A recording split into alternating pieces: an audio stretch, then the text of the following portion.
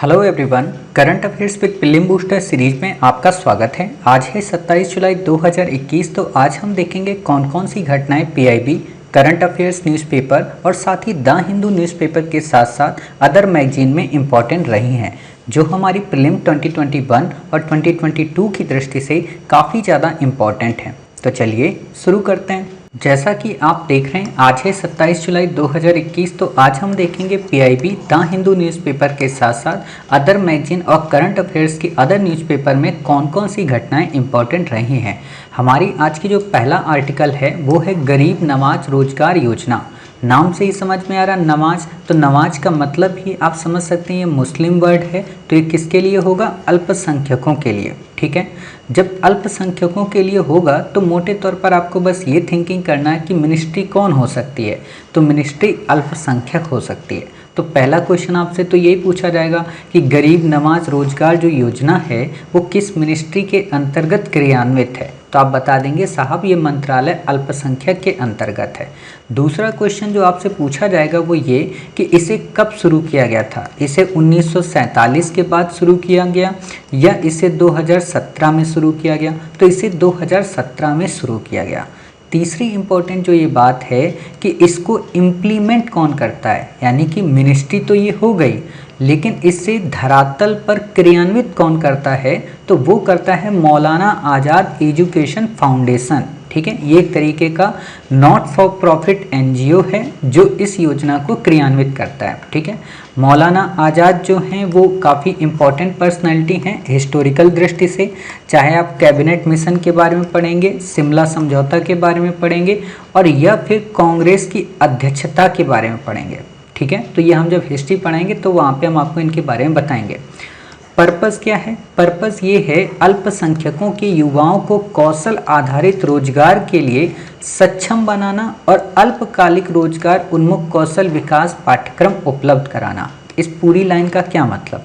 इस पूरी लाइन का मतलब ये है कि जो भी अल्पसंख्यक हैं, आपने देखा होगा कि अल्पसंख्यक कम्युनिटी खासतौर पर जो मुस्लिम कम्युनिटी है, उस मुस्लिम कम्युनिटी में अधिकांश बच्चों को स्किल एजुकेशन नहीं प्रोवाइड की जाती, या आपने देखा होगा कि उनको मदरसा एजुकेशन या 10th तक की ही क्लास प्रोवाइड करा के उसके बाद उनके स्कूल को छुड़वा दिया जाता है और उन्हें बाकी के बिजनेस के अदर कामों में संलग्न कर दिया जाता है, तो जिससे उनकी लाइफ में वो स्किल नहीं आ पाती, स्किल डेवलपमेंट नहीं आ पाती और वो रोजगार के साधनों को सही से यूटिलाइज नहीं कर पाते।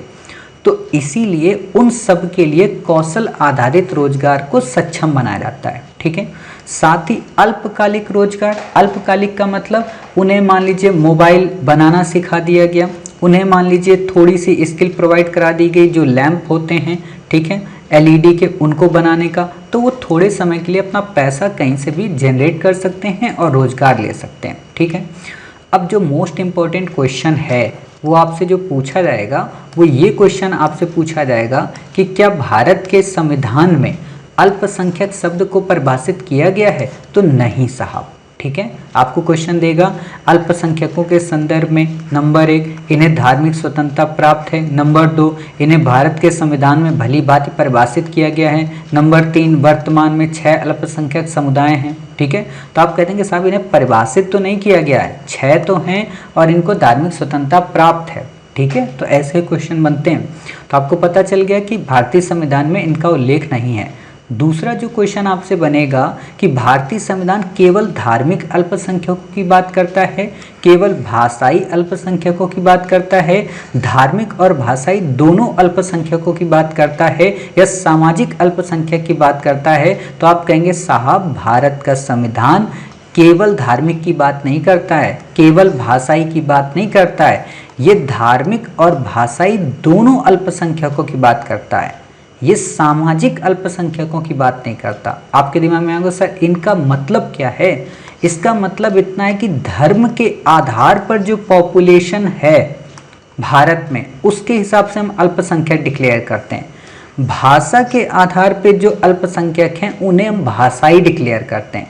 जैसे सिख बोलने वाले जो लोग हैं, ठीक है, सिख भाषा या सिंध पारसी भाषा बोलने वाले जो लोग हैं उनकी संख्या सीमित है। समझ के सामाजिक की यहाँ पे बात नहीं, सामाजिक की अगर आप देखोगे तो बिजनेस के मामले में या सोसाइटी के मामले में सबसे ज़्यादा पारसी समुदाय इम्प्रूवमेंट है। आपकी जो कोरोना वैक्सीन है वो भी किसी पारसी के ही द्वारा है, ठीक है, तो आपको ये पता होना चाहिए। क्लियर। चलिए फिर बात आती है कि वर्तमान में कितने अल्पसंख्यक समुदाय हैं। यूपीएससी ने लगभग इस पे 2 से 3 बार क्वेश्चन पूछा है, तो आपको ये पता होना चाहिए, ठीक है। मोटे तौर पर हमारे यहाँ 6 अल्पसंख्यक समुदाय हैं, जैन, पारसी, बौद्ध, ईसाई, ठीक है, सिख और मुस्लिम। समझ गए। इतने तो आपको याद रहेंगे कि जैन हैं ही, बौद्ध हैं ही, ईसाई हैं ही, सिख हैं, मुस्लिम हैं ही और पारसी हैं, ठीक है। तो इतनी बातें याद हो गई। फिर बात आती है सरकार इन्हें अधिसूचित करती है। ये लाइन का क्या मतलब है? अभी मैंने आपको बताया कि संविधान में उल्लेख नहीं है तो कौन बनाएगा? सरकार बनाएगी, कार्यपालक बनाएंगे, विधायक बनाएंगे, ठीक है। चलिए ये आर्टिकल आपका कंप्लीट हुआ। फिर आपको पता है करंट में न्यूज़ में रहा था कारगिल विजय, ठीक है, तो आपको पता होना चाहिए इसके बारे में डिटेल में जानकारी आपको नहीं पढ़नी है। डिटेल में जानकारी जब आपको हम मेंस में डिफेंस का टॉपिक कवर कराएंगे, इंटरनल और एक्सटर्नल सिक्योरिटी का टॉपिक कवर कराएंगे, तो वहाँ पे हम बताएंगे, ठीक है। या फिर हम आपको जो पोस्ट इंडिपेंडेंस के बाद आईआर पढ़ाएंगे, यानी कि इंडियन जो डिप्लोमेसी है, इंडिया पाक रिलेशन जब पढ़ाएंगे तो वहाँ पे बताएंगे। तो अभी बस इतना जान लो कि 26 जुलाई को कारगिल विजय दिवस मनाया जाता है। भारत ने अपनी जो पीओके का क्षेत्र है जो इसमें पाक है, तो उसमें कारगिल नामक एक स्थान है जम्मू कश्मीर में, उसमें विजय हासिल की थी, ठीक है। ऑपरेशन विजय चलाया गया था भारतीय आर्मी के द्वारा। क्लियर। मैप काफ़ी इम्पोर्टेंट है। मैप काफ़ी इम्पोर्टेंट का मतलब क्या कि आपको पता है कि यूपीएससी क्या करती है, आपसे अधिकांश क्वेश्चन, ये जैसे आप देख रहे हैं प्यारा भारत है, ठीक है, अधिकांश क्वेश्चन आपसे मैपिंग पे बहुत पूछती है, ठीक है। मैपिंग पे आपसे ऐसे क्वेश्चन पूछ देगी कि जम्मू कश्मीर में जो आपका गलवान वैली है वो उत्तर में है कि दक्षिण में है, ठीक है। आपसे क्वेश्चन पूछ देगी कि जो पेंगोंग लेक है वो पूरब में है कि पश्चिम में है। पेंगोंग जो लेक है वो किससे सीमा बनाती है? 2 देशों से, ठीक है। जैसे ये आप देख रहे हैं ये पेंगोंग लेक ही है, ठीक। 5 फिंगर क्या है? डेप्सोंग प्लेन कहाँ है? तो ये सब यहीं के क्षेत्र हैं, है ना। हमने आपको प्रीवियस में पढ़ाया है, तो जब हम आपको प्रीवियस पूरी करंट रिवाइज कराएंगे तो वहाँ पे फिर से हम आपको बता देंगे, ठीक है। तो ये लोकेशन काफ़ी इंपॉर्टेंट है। बाकी जब हमारी मैप की क्लासेस आती हैं तो उसमें भी हम आपको ये चीज़ें कवर कराएंगे, अभी यहाँ पे उतनी इंपॉर्टेंट नहीं है, ठीक। चलिए अगला आर्टिकल इसमें क्या है, काफ़ी इंपॉर्टेंट है, ग्लोबल क्लाइमेट रिस्क इंडेक्स। आपसे सिंपल सा एक ही लाइन में क्वेश्चन पूछेगा कि ग्लोबल क्लाइमेट रिस्क इंडेक्स किसके द्वारा जारी किया जाता है, और आपको ऑप्शन में दे देगा क्या? यूएनईपी दे देगा, यूएनएफसीसी दे देगा, आईयूसीएन दे देगा और जर्मन वाच दे देगा। आप बता देना कि साहब इसे जर्मन वाच के द्वारा जारी किया जाता है। प्रश्न उठता है कि जर्मन वाच क्या है? जर्मन वाच एक एनजीओ है, ठीक है, इसलिए आपसे इस पे क्वेश्चन नहीं आएगा, समझ गए। अगला इसमें आर्टिकल है नौका। नौका क्या है? हाल ही में वास्तव में करंट में चर्चा में रहा है, ये रूस का एक नया स्पेस मॉड्यूल है। मॉड्यूल का मतलब एक तरीके का कैप्सूल है। कैप्सूल का मतलब कि हम स्पेस में जब कोई भी चीज़ भेजते हैं अर्थ से, ठीक है, तो एक रॉकेट होता है, आप ऐसे देखते होंगे। क्लियर। अब रॉकेट में कई सारी स्टेजेस होती हैं, तो वो सारी स्टेजेस तो समाप्त हो जाती हैं। 3 स्टेजेस जो होती हैं, 4 स्टेजेस जो होती हैं, जो सिंगल ऊपर बचता है जिसमें पेलोड्स जाते हैं या जिसमें हम लगेज भेजते हैं, अंतरिक्ष यात्रियों के लिए कोई इक्विपमेंट्स भेजते हैं, इसको बोलते हैं मॉड्यूल, ठीक है।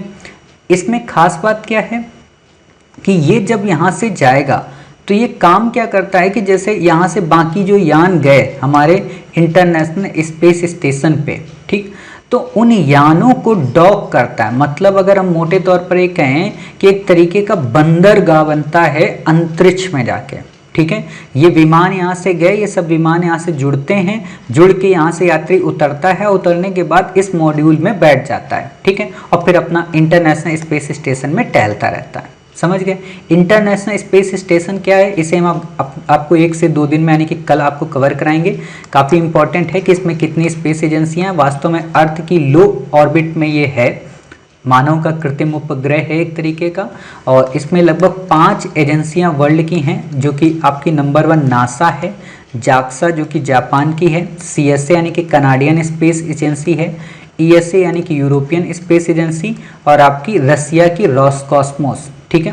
तो ये 5 एजेंसियां इसमें शामिल हैं, बाकी हम आपको आगे पढ़ाएंगे, ठीक है। ये मुख्यतः अनुसंधान एवं डॉकिंग पोर्ट के रूप में काम करता है। तो इससे ज़्यादा आपको नहीं याद रखना, आपको बस इतना याद रखना हाल ही में चर्चा में रहा नौका और पीर क्या है। तो आप बता देंगे कि ये रसिया का एक अंतरिक्ष मॉड्यूल है। ठीक है, ऐसे क्वेश्चन यूपीएससी पूछता है तो बच्चे कंफ्यूज हो जाते हैं। ठीक, अगला हमारा जो आर्टिकल है वो है बायोपैराजोल या बाईपैराजोल। ठीक है, ऑर्गेनिक क्रिस्टल, ये क्या होता है?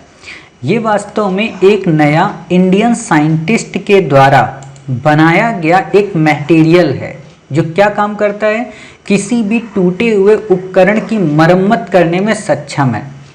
सिंपल सी बात है, मान लीजिए कोई हमने एक इक्विपमेंट्स बनाया, सपोज कीजिए कि आपका मोबाइल है। ठीक है, एग्जाम्पल के रूप में आपका मोबाइल है, अब आपका मोबाइल अचानक से नीचे गिर गया और ब्रेक हो गया पूरी तरीके से। ठीक है, तो ये मॉड्यूल क्या करता है कि आपका वो पूरा मोबाइल वहाँ पे रखा जाएगा इस सिस्टम पे, और वो मॉड्यूल पूरा बता देगा कि देखो ये पार्ट्स ऐसे जोड़ना है, ये पार्ट ऐसे जोड़ना है, ये यहाँ जुड़ेगा, ये कांच यहाँ पे लगेगा।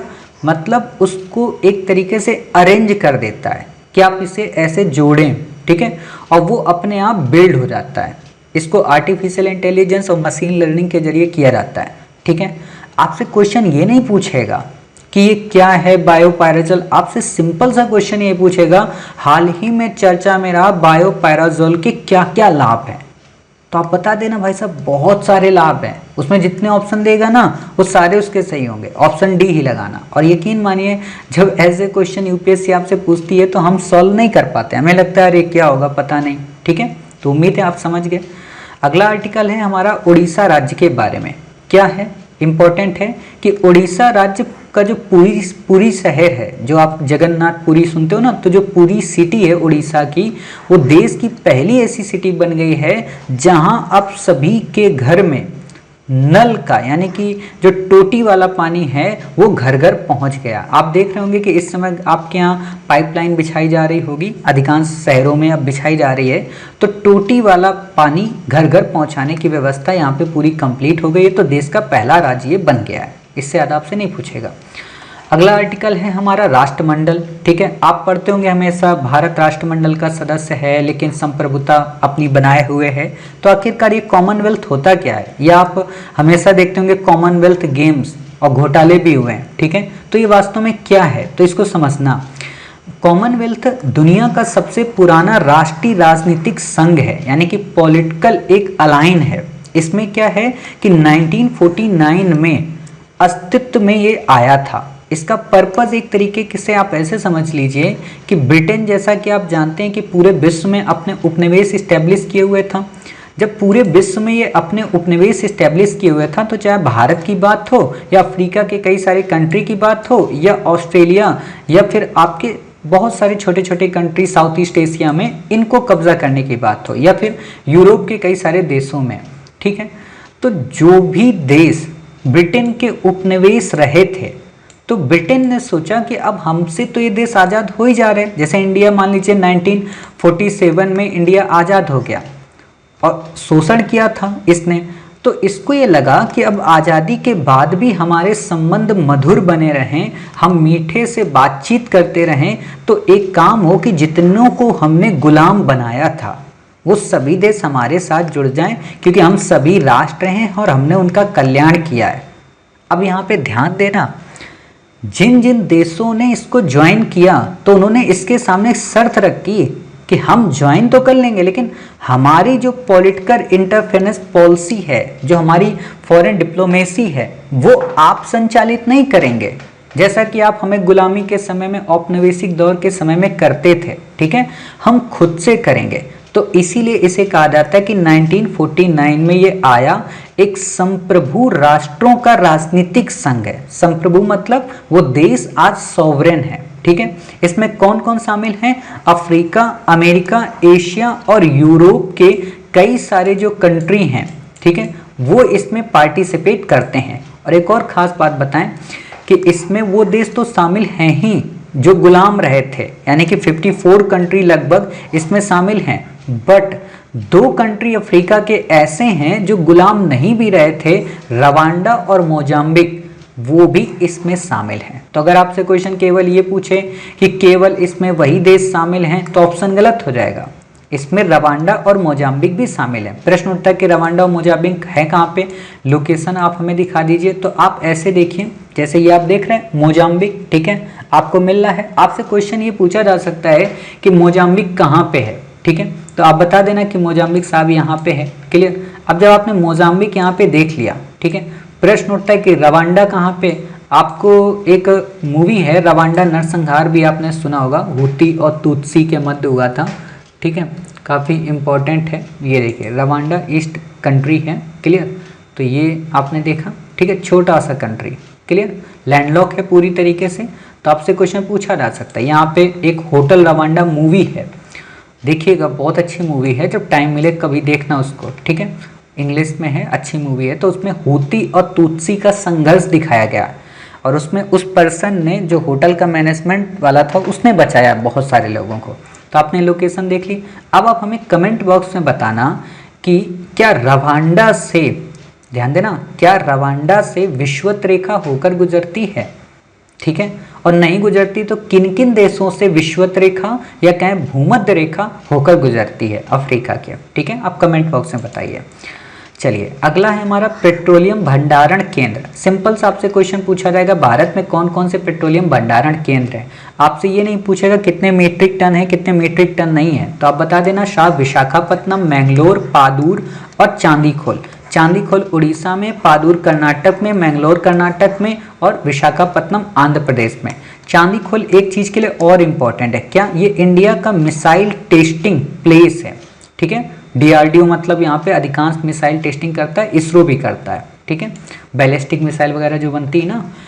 अगला हमारा आर्टिकल है कटलेस एक्सप्रेस के बारे में, काफ़ी इंपॉर्टेंट है आर्टिकल। क्यों इंपॉर्टेंट है अभी आपको पता चल जाएगा। वास्तव में क्या है, ये पूर्वी अफ्रीका और पश्चिमी हिंद महासागर में राष्ट्रीय एवं क्षेत्रीय समुद्री सुरक्षा को बढ़ावा देने के उद्देश्य से एक वार्षिक समुद्री अभ्यास है। आपसे सिंपल सा क्वेश्चन पूछेगा कि सर कटलेस एक्सप्रेस क्या, तो आप बता देना सर जो इंडियन ओशियन है उसमें जितने भी वेस्टर्न इंडियन ओशियन के कंट्री हैं, वेस्टर्न का मतलब ये जितने पश्चिमी हिंद महासागर के देश हैं, ये सब इसमें पार्टिसिपेट करते हैं। क्लियर। तो इतनी बातें समझ गए। पूर्वी अफ्रीका के कई सारे इसमें कंट्री शामिल हैं। पूर्वी अफ्रीका का मतलब जैसे आप ये देख रहे हैं इथोपिया, ठीक है, सोमालिया, इसको बोलते हैं पूर्वी अफ्रीका। क्लियर हो गई इतनी बातें। तो अब हम आपको पहले इसके बारे में और बताते हैं। इंडिया इसमें शामिल हुआ था, ठीक है, और इंडिया जब इसमें शामिल हुआ तो इंडिया ने अपनी जो सागर पहल है, जो कि इंडियन ओशियन के लोगों के लिए इंडिया ने लॉन्च की थी, इसका पर्पस क्या था, security and growth for all in the region, यानी कि इंडियन ओशियन में जितने भी कंट्री आते हैं, चाहे वो अफ्रीका के कंट्री हो या फिर जो भी मतलब साउथ ईस्ट एशिया के कंट्री हो, वो सब के सब हम सिक्योरिटी को इंश्योर करेंगे। प्रश्न उठता है किसकी सिक्योरिटी से, तो बात ये है कि यहाँ पे जो आपका ये रीजन है ना, यमन का, गल्फ ऑफ अडन का, ठीक है, इस रीजन में बहुत ज़्यादा पायरेसी होती है, मतलब समुद्री लुटेरे बहुत सारे हैं यहाँ पे। आपने पायरेट्स मूवी देखी होगी तो उसी में वो जो समुद्री लुटेरे दिखाए गए, वास्तव में वो यहीं की सबसे ज़्यादा घटनाएं हैं। तो जहाज़ों को, शिप को वो रोक लेते हैं, एक तरीके के गुंडे आप समझिए, ठीक है। अब इतने बड़े समुद्र में आप कितना सिक्योरिटी लगाओगे, समझ गए। तो उसी से रिलेटेड है इंडिया की पहल, ठीक। इंपॉर्टेंट बात यहाँ पे क्या है, जो आपसे क्वेश्चन पूछेगा कि पश्चिमी हिंद महासागर में कौन कौन से देश शामिल हैं, कौन कौन से नहीं, तो आपको ये देश पता होने चाहिए। सोमालिया, केन्या, तंजानिया, मोजाम्बिक, ठीक है, दक्षिण Africa, Comoros, Madagascar, Seychelles, Mauritius, reunion. देखो कोमोरस है, जो सेशल्स है, मॉरिशस है, रियूनियन, ये सब आइलैंड हैं। तो आपसे इंडिपेंडेंट रूप से भी क्वेश्चन पूछा जा सकता है, कोमोरस आइलैंड कहाँ पे, तो इंडियन ओशियन में। सेशल्स क्या पैसिफिक या प्रशांत में, तो नहीं साहब, इंडियन में है। रियूनियन कहाँ पे साहब, इंडियन में है, ना कि पैसिफिक या अटलांटिक में, ठीक है। तो इनको हम आपको एक बार लोकेशन दिखा देते हैं। तो जैसे आप ये देख रहे हैं, ठीक है, सोमालिया आपको दिखाई पड़ गया, ठीक है, केन्या दिखाई पड़ गया, तंजानिया आपको दिखाई पड़ गया, मोजाम्बिक आपने देख लिया। क्लियर। आप ये देखिए, देख रहे होंगे कोमोरस, क्लियर, ये कोमोरस आप देख रहे हैं, ये मैट्टो देख रहे हैं, ठीक है। आपको सेशल्स दिखाते हैं, सेशल्स का भी विवाद भी इंडिया के साथ में रहा है, ठीक है। तो आप ये सेशल्स आइलैंड देख रहे हैं, ये भी देखिए इंडियन ओशियन में, ठीक है। यहाँ पे फिर बात आती है मालदीव आपका ये, और ये रियूनियन आइलैंड है, इसको रियूनियन आइलैंड के नाम से भी जाना जाता है, सॉरी चागोस आर्किपिलगो। चागोस आर्किपिलगो क्या, आर्किपिलगो का क्या मतलब होता है पहले हम आपको ये बता दें। आर्किपिलगो का मतलब ये होता है कि आइलैंड का एक ग्रुप, यानी कि ग्रुप ऑफ आइलैंड, छोटे छोटे बहुत सारे आइलैंड हैं यहाँ पे, तो इनको बोलते हैं आर्किपिलगो। क्लियर। अब यहाँ पे हम आपको रीयूनियन आइलैंड एक बार दिखा दें, ये देखिए रीयूनियन है, ठीक है। ये मॉरिशस आपका हो गया, ये यहाँ पे रीयूनियन आइलैंड, ठीक है। ये फ्रांस इस समय इस पे अपना आधिपत्य जमाए हुए है, ठीक है। तो इतनी बातें आप समझ गए, ये सारे के सारे कंट्री आपने देख लिए, 10 के 10। इससे ज़्यादा आपसे यहाँ पे क्वेश्चन नहीं पूछेगा। साउथ अफ्रीका आपको अच्छे से पता है, ठीक है। तंजानिया में एक लेक है, आप उसका कमेंट बॉक्स में जिक्र करिए कि कौन सी लेक है जो तंजानिया में काफ़ी फेमस है। जिबूती आचार संहिता, सिंपल सा आपसे क्वेश्चन पूछा जा सकता है, हाल ही में चर्चा में रही जिबूती आचार संहिता किससे संबंधित है, तो आप बता देना कि पश्चिमी हिंद महासागर और अदन की खाड़ी में समुद्री जो चोरी है और जो सशस्त्र डकैती है उसको रोकने से। सिंपल सी बात है, समुद्री सुरक्षा से। आपको ऑप्शन देगा, आप बता देना हाँ साहब जिबूती जो आचार संहिता वो समुद्री सुरक्षा से रिलेटेड है। इंपॉर्टेंट क्या है, इंपॉर्टेंट है आपकी अदन की खाड़ी और पश्चिमी हिंद महासागर। तो आप ऐसे लोकेशन देखिए, आप ऐसे ऊपर जाएंगे, ठीक है। ये आपका यमन है, ये आपकी गल्फ ऑफ एडन है और ये रेड सी है। आपसे एक क्वेश्चन और पूछा जा सकता है कि रेड सी को गल्फ ऑफ एडन के साथ में कौन सी जल संधि जोड़ती है, ठीक है। तो आप इसको भी हमें कमेंट में बताइए। देखो अब ज़्यादा से ज़्यादा आपको बताना पड़ेगा कमेंट, ठीक है, कि गल्फ ऑफ एडन और रेड सी को कौन सी जल संधि आपस में जोड़ती है, तो आप ये बताइए कमेंट बॉक्स में। दूसरी इंपॉर्टेंट बात क्या है, जिबूती का आप हमें ये बताइए कि हॉर्न ऑफ अफ्रीका, ये जैसे जिबूती है, हॉर्न ऑफ अफ्रीका, हॉर्न का मतलब ये जो सींग है, इस हॉर्न ऑफ अफ्रीका में कौन कौन से देश शामिल हैं, ठीक है। काफ़ी सारे क्वेश्चन आपको दे रहे हैं क्योंकि ये सब आपका पिछला पढ़ चुके हैं पिछले महीने में, तो इसलिए आपको ये सारी बातें रिकॉल होनी चाहिए, ठीक है। तो इतनी बातें हो गई। चलिए लास्ट है हमारा हिंद महासागर आयोग। ये क्या है, ये एक अंतर सरकारी संगठन है, यानी कि इंडियन ओशियन कमीशन। 1982 में इसका गठन हुआ। इसमें पश्चिमी हिंद महासागर के 5 छोटे आइलैंड कंट्री शामिल हैं, यानी कि मोस्ट इंपॉर्टेंट बात क्या है कि इंडिया इसका मेंबर नहीं है। आपको ये याद रखना है, आप कंफ्यूज हो जाएंगे कि हिंद महासागर आयोग जो है उसका इंडिया मेंबर होगा, बिल्कुल भी नहीं। केवल इसमें 5 मेंबर हैं, और 5 कौन कौन से, वो भी island country, Seychelles, reunion, Mauritius, Madagascar and Comoros. अगर मैं मोटे तौर पर आपको ये दिखाना चाहूं तो यही जो कंट्री है ना, केवल और केवल ये इतने, ठीक है, यही इसके मेंबर हैं। जैसे कोमोरस, ठीक है, रियूनियन, ठीक है, मॉरिशस आपका, और ये आपका सेशल्स। क्लियर। तो आपको ये बातें इतनी याद रखनी है, 1 2 3 4 और आपका मोजाम्बिक, ठीक है। तो आपके ये 5 मेडागास्कर, तो आपके ये 5 कंट्री यहाँ पे हो गए, ये मेडागास्कर। क्लियर। तो ये इतने कंट्री मेंबर हैं। मोजाम्बिक और मेडागास्कर में कंफ्यूज मत होना, आपको अगर क्वेश्चन में मेडागास्कर की जगह मोजाम्बिक दे दे तो गलत हो जाएगा, ठीक है, मेडागास्कर है। क्लियर। चलिए इतनी बातें हो गई, आज की करंट हमारी इतनी ही थी। मिलते हैं कल नेक्स्ट यानी कि 28 जुलाई को कुछ इंपॉर्टेंट घटनाओं के साथ। तब तक अपना ख्याल रखिए और स्वस्थ रहिए।